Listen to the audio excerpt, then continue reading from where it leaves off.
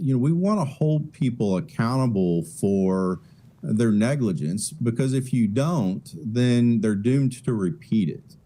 Do you know how to tell if you have a medical malpractice case? Well, that's what we're going to ask the lawyer today. Hi again, everybody. I'm Rob Rosenthal with AskTheLawyers.com, and my guest for this episode is Kentucky attorney Tad Thomas. Tad, thank you for making some time, helping us out again. Good to see you again, Rob. So I think most people, let's start at the beginning. Most people probably think they know what medical malpractice means, but let's talk from a legal standpoint. What is medical malpractice? So medical malpractice is the deviation from the standard of care. Simply put, it's when a doctor or a nurse or another medical professional does something that a normal, reasonable doctor wouldn't do, or fails to do something they should have done.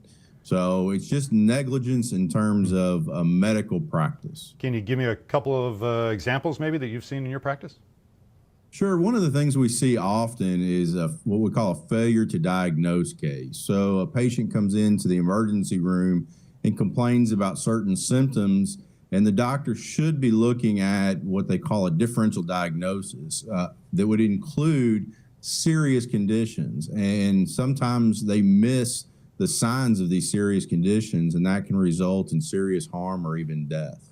Seems like sometimes, Tad, and I don't know if this falls under medical malpractice or not, but if somebody has really good insurance, they run every possible test.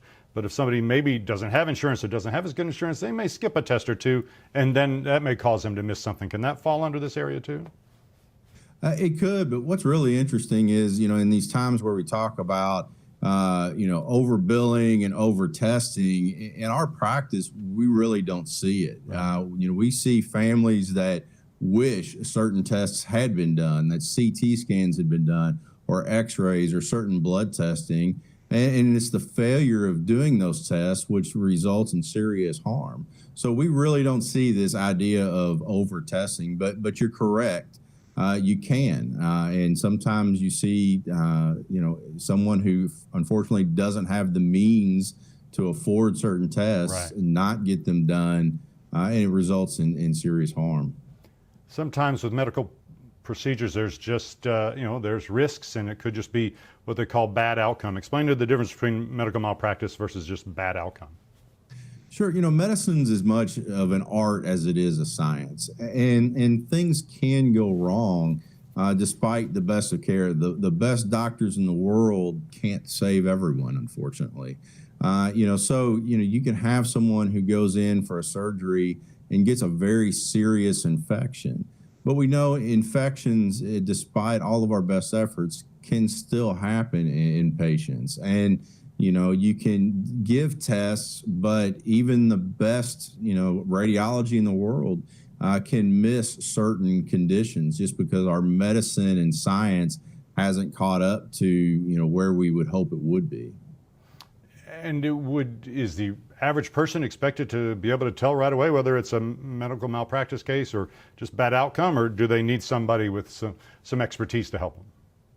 You definitely want to talk to an attorney who specializes in medical negligence cases, because not only do most people miss the difference between a bad outcome and medical negligence, even attorneys can too, which is one of the reasons in many states we're required to have a doctor sign off on a medical malpractice case before we file it. I'm just a lawyer. I don't know what a good surgeon does or doesn't do. And so if I have a case and we've had a bad outcome in a surgery, I turn that over to an expert witness who is a surgeon in that particular type of procedure and ask them, is this the deviation from the standard of care or isn't it? And they're the ones that have to give us that opinion.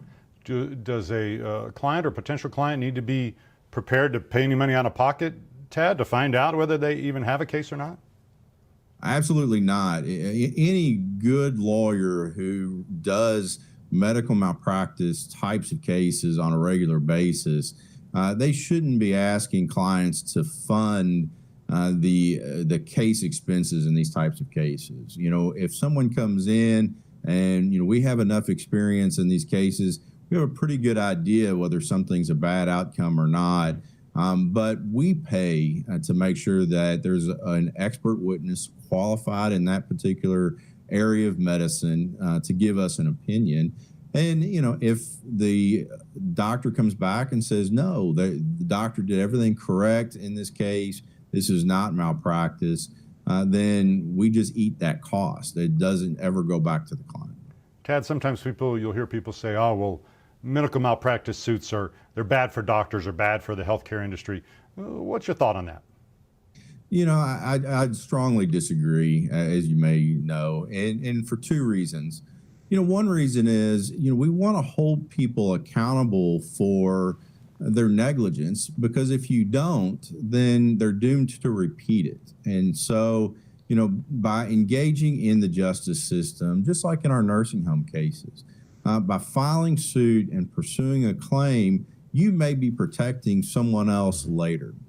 And another reason is, because attorneys who are talented and qualified in these cases, front the expenses, they're extremely expensive cases to pursue.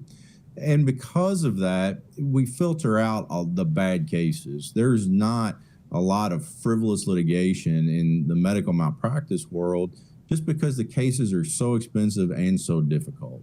And so is there anything special to Kentucky as far as what makes it more difficult to file a medical malpractice case?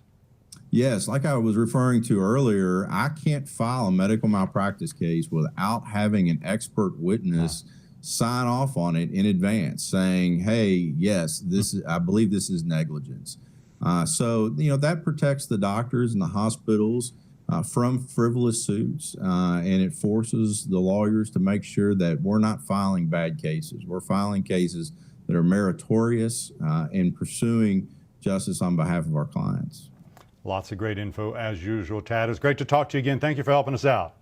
Thanks, Rob. That's going to do it for this episode of Ask the Lawyer. My guest has been Kentucky attorney Tad Thomas. If you want the best information or you'd like to be able to choose a lawyer that lawyers choose, remember, go to AskTheLawyers.com. Also, please take a sec to hit that subscribe button so you'll know about future episodes. Thanks for watching. I'm Rob Rosenthal with Ask the Lawyers.